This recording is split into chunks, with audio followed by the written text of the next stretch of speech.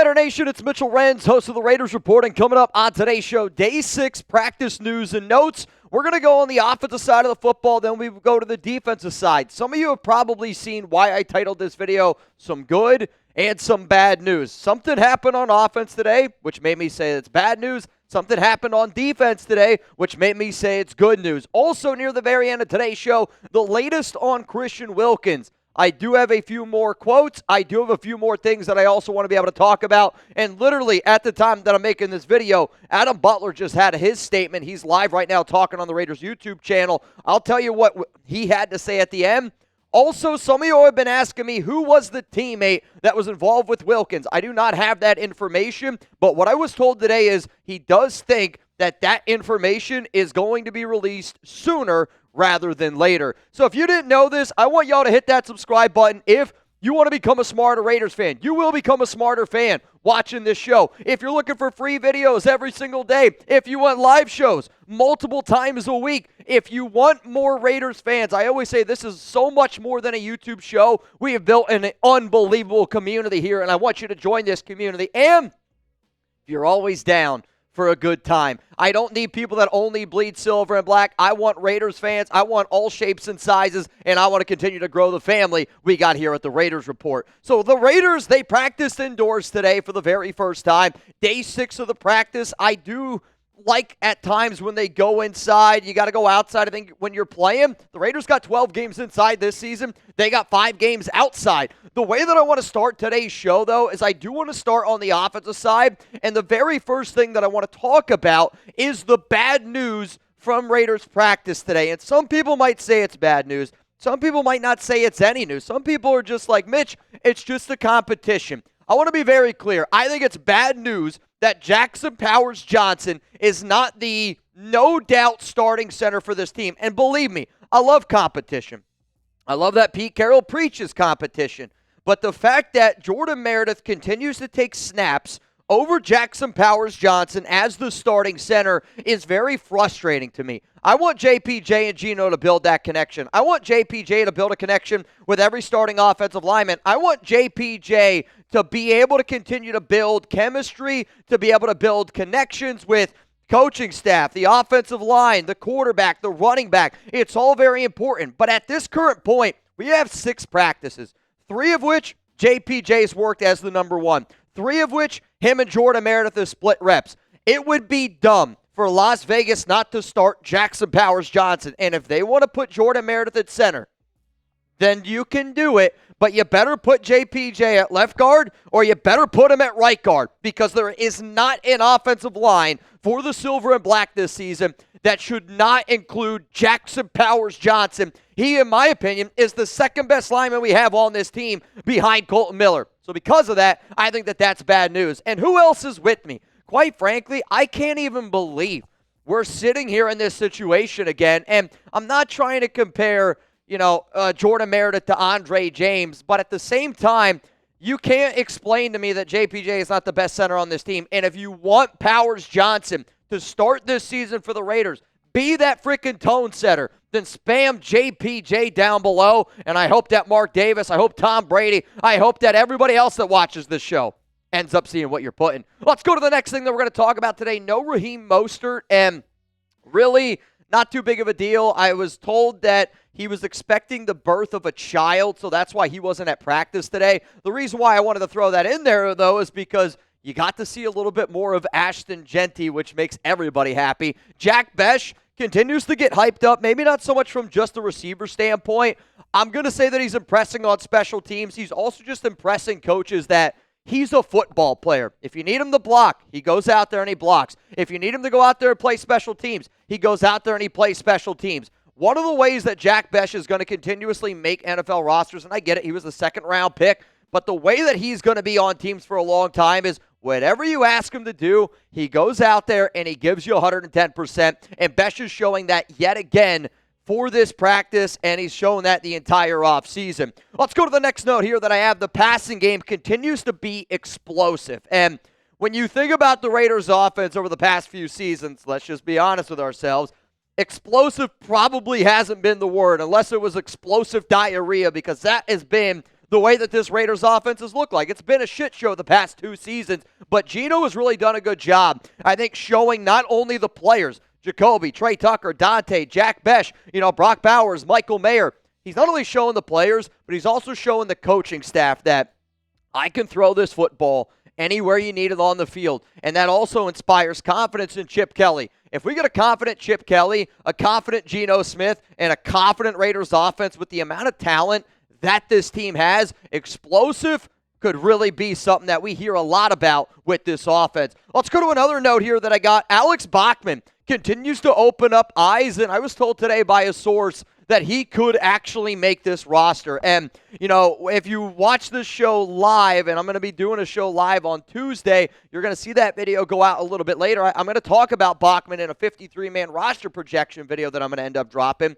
But Bachman has done a really good job in the slot. He's built a good connection with AOC. He continues to work with the ones, but from what I'm gathering right now, I think the Raiders are a little bit more confident. I shouldn't even say a little bit.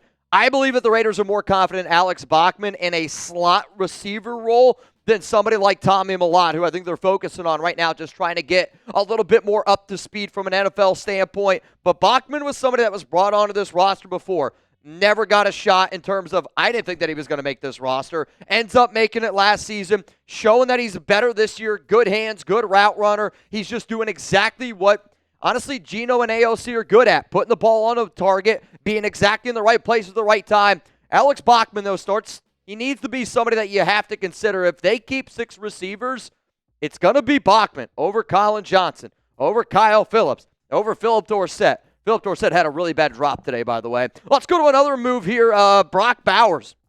They continuously move him all over the football field. They're lining them up at tight end. They're lining them up at receiver. You can't really do too much about it. And even when you cover him perfectly, like Darien Porter did yesterday in this picture here, Geno puts it in the bucket, and you just can't do anything. And I think that's one of the best parts about what you're seeing from Brock. He was great last season with Luke Getsy and Gardner Minshew and Aiden. Now what we're seeing is everything else that he's going to be able to bring to the table, but he's a secret weapon. Y'all know he's a secret weapon. So maybe I should just call him a weapon, because I'm telling you this, Bowers is lining up all over the field. Another touchdown today for Dante Thornton Jr. I mean, this guy continues to prove to everybody that he is the real deal. I've actually had some people from my fantasy football past days, guys that fantasy pros, guys that, a lot of big time, we'll call it fantasy football publications, that have reached out to me, and they're like, so what's the lowdown? What's the scoop on Dante Thornton? He's the real deal. Another touchdown catch today. Vertical threat, really solid blocker, much better of a football player than what he gets credit for. I might say it. He might be the second best receiver on this team, or probably the proper way to say that is if you were talking about snaps behind Jacoby Myers, I think Dante Thornton Jr. is going to have just as much snaps as Jack Besh, Trey Tucker, because of his blocking and deep field ability. Let's go to another note here. The offensive line and defensive line today, they got after it. And, there was a few scraps today. I heard one of the top scraps that I heard wasn't involved in the offensive line. It just popped in my head. Jacorian Bennett, and I don't remember who the receiver was, but I was told today that Jacorian did get into a little bit of a scrap. But today what I really focused on, at least one of the notes that I received, was the trenches. And you really saw the team kind of going after it today. The offensive line going up against the defensive line. And the O-line is battling for lives. Like JPJ and Jordan Meredith, according to Pete Carroll, this is a legit battle, and it's going to be going on all off season. Dylan Parham, Alex Cappa, Thayer Munford. There's a legit battle there. Caleb Rogers has been showing out and showing up pretty well. Charles Grant, I'll be honest, I haven't heard too much about him, but there was an interior battle going on, and you could really see it at practice today. Next note that I received was Chip Kelly continues to show that he values Michael Mayer. They are putting his hand in the dirt. They're standing him up. They're using Mayer the way that Mayer should have been used the past 2 seasons. And Bowers is going to get the attention. But we can't just say Bowers is the great tight end and you're never going to use Michael Mayer. Mayer has got it up here, which is really important. He's healthy. He's mentally healthy. And Chip Kelly is not only showing us, but he's showing Mayer, I value you. And everything that happened last season with Michael, very important. Another thing here that I wanted to finish up with, Ashton Genty. Since Raheem Mostert did not practice today, again, he was there for the birth of his child. You got to see a little bit more of Genty kind of get, every rep today. And yes, Zamir White, who I've been told looks pretty good. Dylan Lowry kind of fall back a little bit since Sincere McCormick's into the mix. But Genty's showing you that he can catch the football. Genty is showing you he can run between the tackles. And the more and more people that I talk to, I am going to tell you this. I wouldn't be shocked at all if Ashton Genty ends up being a bell cow running back for the Raiders this upcoming season.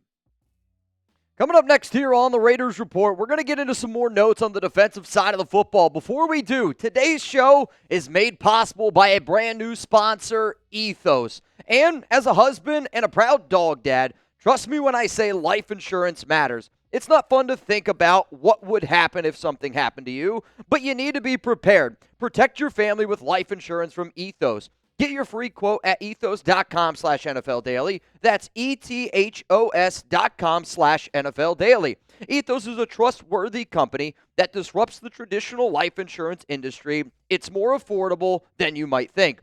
Ethos is an online platform that makes getting life insurance fast and easy to protect your family's future in minutes, not months. There is no complicated process, and it's 100% online. No medical exam is required. You just answer a few health questions and get a quote in as little as 10 minutes. 3 million families have completed their applications and trusted Ethos to help find the right coverage. Protect your family with life insurance from Ethos. Get your free quote at ethos.com/NFL Daily. That's ethos.com/NFL Daily. That link is going to be available to y'all down in the comments section in the description of today's show. Huge shout out to Ethos for sponsoring the Raiders Report.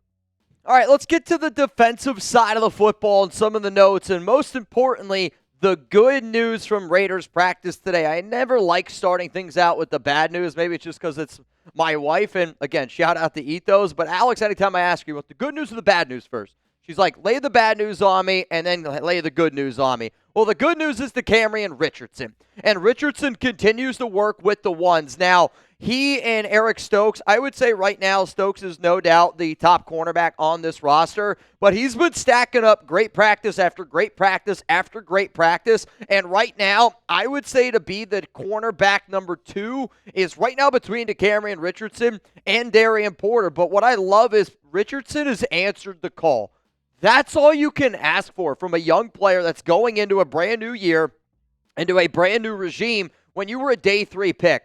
And when you're being tasked with covering guys like Dante Thornton Jr., when you're being tasked to cover Jacoby Myers, Brock Bowers, whoever it is, and you're holding your own, I think we got to realize how special that is because Brock Bowers is not a chip off the old block. Dante Thornton Jr., you can say what you want about him, but covering a guy that's that big, that fast, that's never an easy thing to do, especially before the padded period. Then you got to try to cover a guy like Jacoby Myers. They're all such different receivers, and everything that I've heard, Decamerion Richardson looks like he's figuring it out. And you know what? I got to give credit where credit's due, and I want y'all to hit that like button right now. If you watched our interview with Dante Thornton Jr., when I asked Dante, give me a breakout candidate, he looked at every single person watching that stream, and he said Decamerion Richardson. Myself, I think Jeremy and maybe a few of you were even like, man, I'm kind of surprised by that answer. But I want to give Dante Thornton his flowers, and I want to be able to give Decamerion Richardson his flowers. And if you didn't see this video, I put this bad boy out probably about 2-3 weeks ago. I interviewed Thornton on July 10th, and I put this video out, again, just a little bit after that. But the Raiders news was Decamerion Richardson could break out. And if you want more of the information that Dante shared with me, and if you want more reasons why I think Richardson could break out, this video for y'all is going to be down in the comments and in the description of today's show. Let's go to the next note here. Eric Stokes, I would say, is the cornerback 1. I was wondering if it was going to be Stokes, Porter, Jacorian Bennett, or Decamerion Richardson. It sounds like Stokes is the dude that they have the most faith in, and maybe it's because he's the oldest one out of the 4 names that I've said. But right now, the odd man out, I would say, in that cornerback room, Jacorian Bennett. And Bennett did get into a little bit of a scuffle today. You know, again, not that big of a deal. I think when you talk about defensive players and how physical that these guys are going to go out there, like, I want my defense to be physical. But Bennett was somebody that, again, got it tied up a little bit today with a receiver. And I would say, based off of what I've heard, he's worked with the ones a little bit. He's worked with the twos mainly. but he's also been thrown in with the threes. And I'll be honest, today from what I saw, what I heard, the Raiders just mixed everybody in. It was first team, second team, third team. I think they were just trying to see what they had on every aspect of the offense and the defensive side of the football. But last year, Jacorian Bennett was better than Nate Hobbs. Last year, Jacorian Bennett was better than Jack Jones. Last year, Jacorian Bennett was the best cornerback that this Raiders team had, and he ended his season due to that shoulder injury. He says he's healthy. But I would say confidently right now, Jacorian Bennett is the fourth corner on this roster. Let's go to the next note here. Jermaine Pratt, Landon Roberts, and Devin White are your top three linebackers, and there is no conversations about it. Yes, the Raiders have other depth. Yes, the silver and black want to see what they got. But I would say confidently right now the top three linebackers are Jermaine Pratt, Landon Roberts, and Devin White, all of which are veterans, all of which have been brought in this offseason, and all of which have been impressing the Raiders linebacker coach. They've been impressing Pete Carroll. They've been impressing Patrick Graham. And I think if you're a Raiders fan, you're kind of hoping that they're able to take that next step. Another guy who apparently looks great at practice is Jamal Adams. And I'll be the first one to tell you, I hope Adams proves me wrong. I hope Adams goes out there and has a Pro Bowl season. I hope all I get is Raiders fans tell me, Mitch, you were wrong to say that signing Jamal Adams was a bad move. There's nothing that would make me happier because it sounds like he is flying around the field. It does sound like he looks like he is healthy. It does look like he is in the best shape of his life. And I do wonder if just the simple move from strong safety to linebacker was the proper move. A lot of times we hear it with like older players that are corners that get moved back to safety. I almost wonder if this new age strong safety that gets moved up to linebacker in an NFL that requires you to be a little bit more sideline to sideline. It sounds like Jamal Adams looks absolutely fantastic right now. Another player that I got a note on today, Charles Snowden. I was told that he's always hustling around the football field. He's always showing that he is appreciative to be there, which is good. He did have that court case back on July 22nd. I'll be honest, I haven't heard anything about it. But Charles Snowden showing that he's hustling, that matters to this coaching staff. Devin White, I was told today that it was his best practice by far. He had an interception on Geno Smith. He had a sack on Geno Smith, and he was just showing people that he kind of looked like Devin White of old. Pete Carroll even mentioned it a little bit today when he was speaking to the press, and Devin White has been somebody that another move when the Raiders made, I was like, man, oh man, I don't know if this is going to be a good move. Devin White, Jamal Adams giving me a big old FU, and I am okay with it. Another player today that had a nice play, Lonnie Johnson Jr., been working at the strong safety position a lot. He had an interception against Aiden O'Connell. I was told that AOC did struggle a little bit today. And then another guy who's been opening up eyes, Greedy Vance. And I would say after the NFL draft, I said if there's a corner that ends up making this roster that is a UDFA, I thought it was going to be Mello Dotson. Mello Dotson has already been moved on from. They already cut him last week when the Raiders made all those 9 roster moves.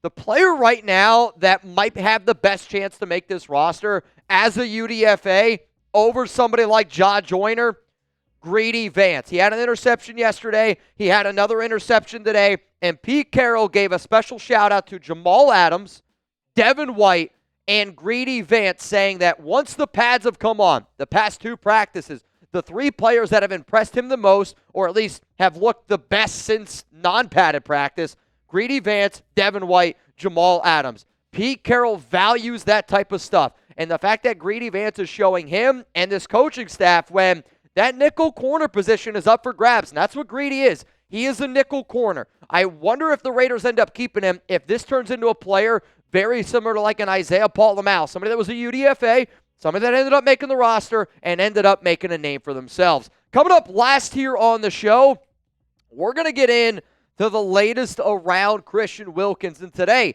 Pete Carroll was asked about Wilkins, and he simply was like, no comment. And I don't blame Pete Carroll for not wanting to talk about it. It sounds like that the Raiders have very comfortably moved on from Christian Wilkins. But here's the thing, though. I believe that there is more to the story than what is being told, at least from Adam Schefter, because Schefter reported this yesterday, and I also broke it down, so some of y'all are probably seeing it, but I just want to be able to go through a timeline here real quick of everything going on with Wilkins. This was the report, that Schefter had.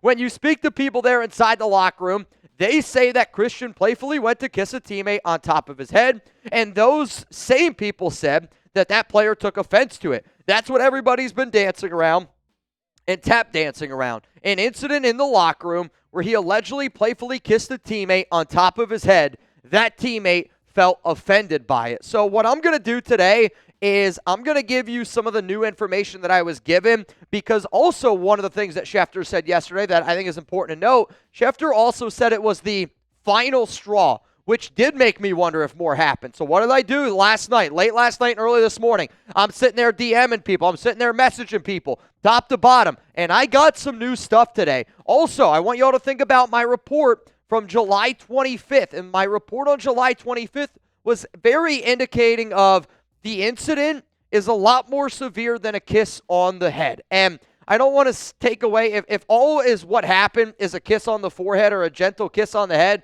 I think that this story has been, I'll be transparent, a little bit blown out of proportion, unless it had multiple other incidents that led to the kiss on the forehead. So this is what I was told on July 25th.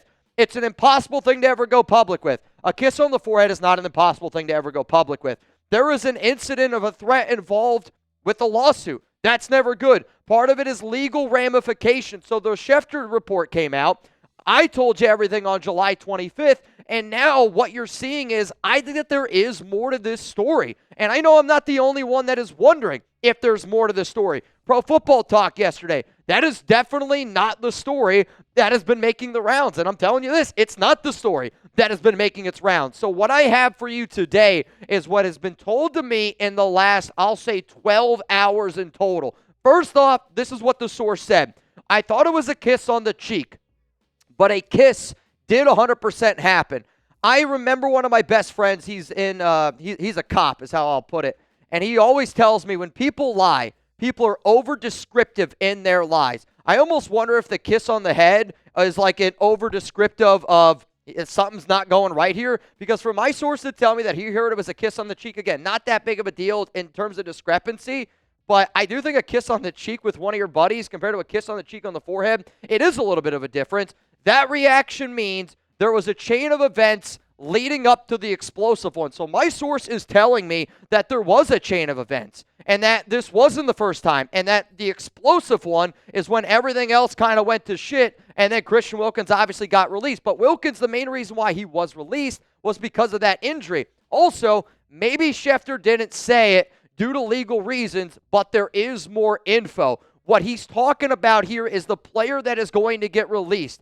What he's talking about here is the other things that happen leading up to the kiss on the forehead, the kiss on the cheek, whatever the hell it is. But a kiss did 100% happen. And then you go back to what Pete Carroll said today of no comment. Then you go look at what the Raiders had to say about commitment to excellence on and off the field. I just want people to be very, very clear here, and I do think that there is more to this story than what is being led on, because what we're being told is also a little bit conflicting. And again, minor details, but when an incident is this big, when a story is this big, you don't miss minor details. And right now, the minor details of this story is a very interesting one. And before I just saw Adam Butler again. He said this in regards to Christian Wilkins. Whatever you're going through as a person, athlete, non-athlete, whoever, if you got something going on in life, talk to somebody. The fact that Adam Butler, somebody who's probably very close to Christian Wilkins, they were teammates with the Miami Dolphins, they were teammates obviously with the Las Vegas Raiders, they play the exact same position. For him to say that in regards to Wilkins, knowing that his head coach had no comment on it, tells me yet again, there is more to this story than what Adam Schefter reported yesterday, and if you want to be someone that stays up to date on it, there's no better place to stay up to date than here on the Raiders Report. Make sure you're subscribed.